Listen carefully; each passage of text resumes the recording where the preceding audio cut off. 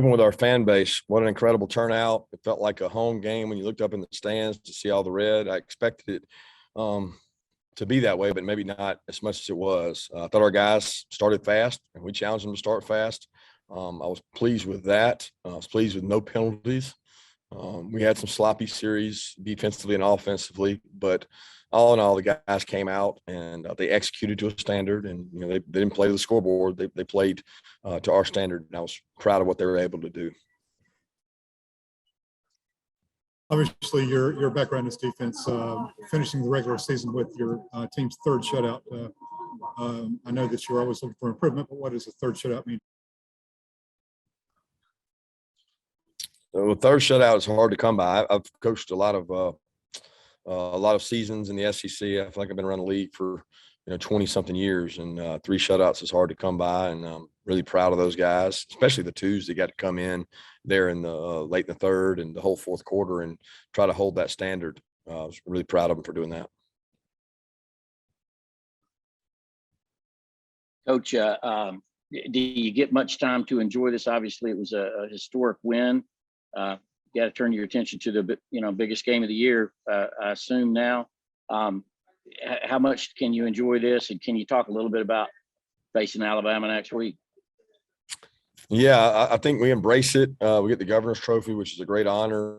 Our expectation was to come in here and win this game, and that makes it, that's the enjoyment, is enjoying the game and enjoying the second half and seeing the other guys playing. So it makes it easier to transition where it's not so emotional. You're not invested emotionally when the game is kind of finished and over in the third and fourth quarter. So that probably helped in terms of not wasting emotion. But we know it's a big one coming up. Everybody's had it kind of circled and seen it out there, and we've really tried to work hard on getting better. And that's been the emphasis, is what can we improve on? In the last 2 weeks, we've tried to be ascending. We've tried to get some guys back healthy. And that's going to be the focus this week, is nobody trying to do more than they should. We just need to be at our best, and we need to play one of our best football games. They've got a really talented football team. We'll next go to Mark Weiser, followed by Anthony Dasher. Kirby, I think after that Clemson game, you guys won every game by 17 or more points. What does it say about kind of sustaining that level of play week after week, when you guys have already achieved a goal like winning the SEC East and just some big consistency like that? Well, it helps with your depth. I think you get to play other guys. I constantly worry about conditioning in 4-quarter games, because the Clemson game, was the first game of the year, and I thought we were a little tired and we had to play the whole time. So we've worked really hard on Mondays and Tuesdays, running guys, trying to make sure that we're keeping our stamina up. But it just says that they hold each other accountable. They're up for the task. They've answered the bell. They've done the right things. But we also haven't played a team the caliber of Alabama. So that's the important thing, is we've got to be able to execute for 4 quarters and do it at a high level. Hey, Coach, you mentioned, getting healthy. Obviously, Jamari and Chris Smith were not able to go. Was that more of a precautionary, or is there some more concerns about those guys? No, it was not precautionary. I mean, they weren't able to go. I mean, we tried to get both of them back. They're both fighting back.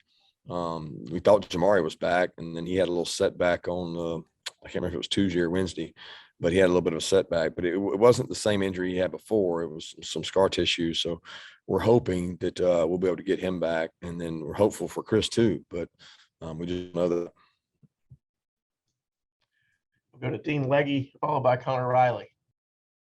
Kirby, I want to get back to the no penalties thing. How many times in your career have you seen it? I mean, it's just so rare. Can you recall a time that y'all did that at Bama or even? I don't know that I've ever really looked at it. I mean, it's not a stat category that I look at. You only look at it when it's bad, right?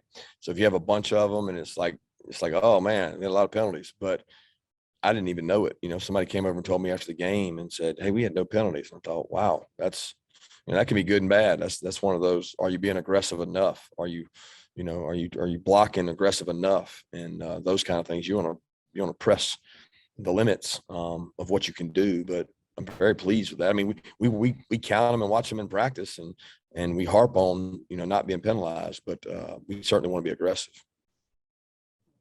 Hey, Kirby, George Pickens makes his debut today. just what does it mean for this team to get not, what he could be as a player, but just him as a person back on this team, back on this field, given all he's put in the last 8 months?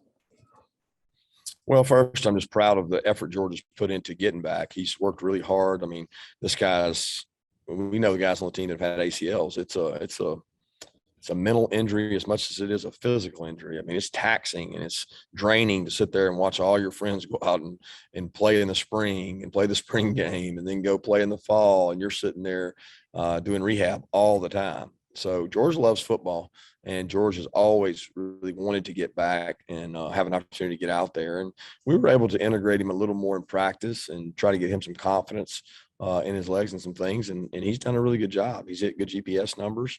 He's worked really hard at what he's doing, and he has to continue to do that, because it's one thing to just go catch the ball. It's another thing to get the signal, get lined up, know who I block, know what I do, my conversions, and he's still getting all that back kind of in the flow of things. We'll next go to Jed May and then Jake Rowe. Yeah, Kirby, y'all keep talking about ascending and working to play better and all that kind of stuff. Even if it's not perfect, I mean, do y'all feel like this team is, playing its best football of the year right now? I think they're hungry to play their best. We're still getting better. What excites me is that, like, the strength of our team is our team, and like that is what excites me. It's not like the strength of our team is this or that. It's the leaders, it's the players on the team that are the strength of the team. They came in and said the things that needed to be said to the players about this week and how it's going to go. And when they speak, people listen. So I think we're getting better. I think that you're also getting towards the end of the year when sometimes things get sloppy. I'm talking about tackling, wrapping up, blocking on the perimeter. You got to really stay locked into those things. Hey, Kirby, Kyrus comes out with that rib injury. Do you know anything about that, how severe it might be and what his status might be? Don't. I thought he was going to be able to go back. It's a little bit of rib injury, and I don't know how different it is from the one he had a while back. I asked him, and he said it was pretty painful and didn't think he could go. So he held him out at that point. We'll next go to Seth Emerson, followed by Jack Duffy. Kirby, on George coming back, there was a roar from the crowd when they saw him go in. What did it mean to you to see him go in? What do you think it meant to him? Because obviously when he tore his ACL, there were a lot of people who thought his Georgia career was over. Yeah, I thought it meant a lot to him to hear that. He knows he's very charismatic. He has a great personality in football. Like, he had practiced for the last 3 weeks, I guess, 4 weeks. I don't know how long it's been. He's a joy to have out there because he's like an energy ball. You never know what he's going to do. He goes up and catches balls and competes and brings juice to practice like he always has. And he's made some really good plays in practice, and he hasn't really been clear for contact until the end of this past week. And I just thought it meant a lot to him to get out there and try to gain some confidence, some things he could have done better that he wasn't perfect at.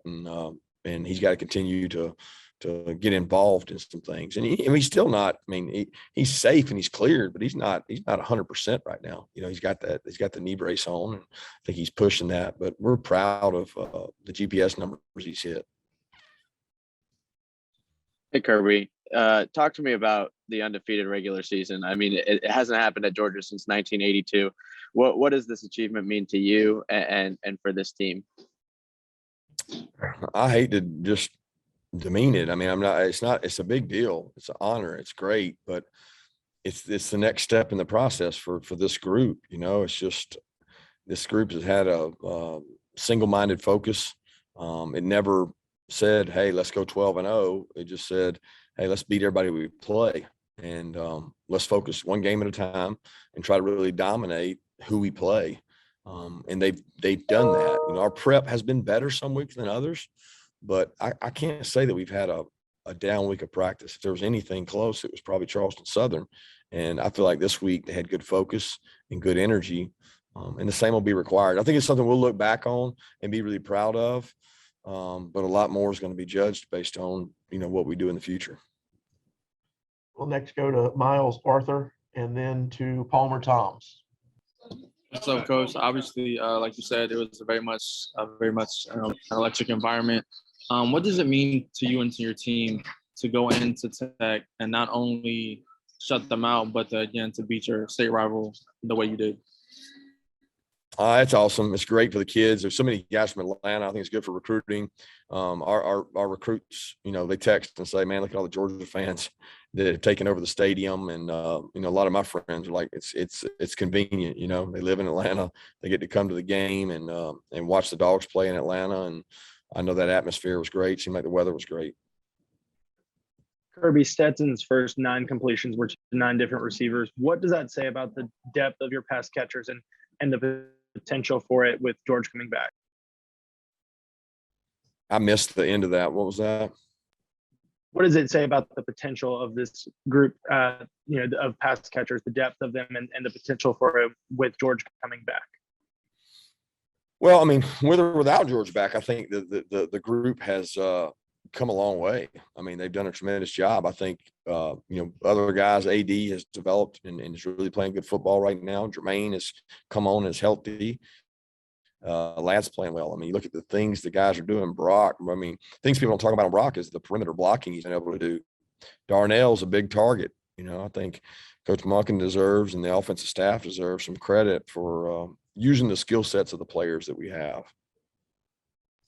We'll next go to Michael Cunningham, followed by Angela Morion. Coach, Alabama's kind of been looming in the background throughout this whole season, and you said that you never thought that your team lost focus. Now that Bama's here, what is your message to the team going forward? The SEC championship is one of the greatest environments there is in all of college sports, like all of college sports. Compares with Final Four, compares with College World Series. It's one of the greatest events. You go back to, one of the Bama games, Bama-Georgia SEC championship games, and you got the most viewed game, even the whole season over the national championship. So I think what Commissioner Sankey and the SEC leadership has created is value in a game when a lot of championships don't have the same value. And the stage and television audience and the national audience you get is tremendous for our school, for recruiting, for everything. And it's just one of the greatest events to play in a great location where football is king all across the South. Coach Lam McConkey is from our area in Chattanooga area. How much of an asset has he been for you guys this season? Just incredible. I just go back to the decision to sign him, and it's just one of the better decisions we've made because, so many people doubt that he could make it, that he could play. He's so consistent. He gives you the same work every day. He's tough as nails. He's smart, dependable, fast. I mean, everything you want in a football player. And wish we had, more like him. And our final question today will go to Emily Gainrell with CBS 46.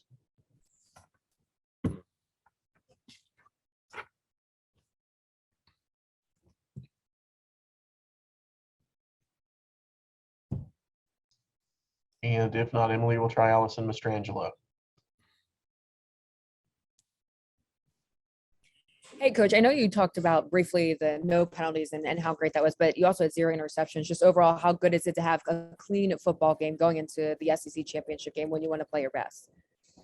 That's big. It's one of the big things we've been focused on. We don't focus as much on the penalties. We focus on the no turnovers. And I thought Tech was ripping and tearing at the ball on our ball carriers, so we protected it well. Stets had 1 or 2 that were, they were dangerous, and that's a big part of the decision making is going the right place for the ball. And when it's not there, tuck it and run and get what you can get and try to keep us out of long yardage situations. But I was proud that we did not turn it over. Thanks, Coach. One more note, courtesy of Anthony Dasher. Anthony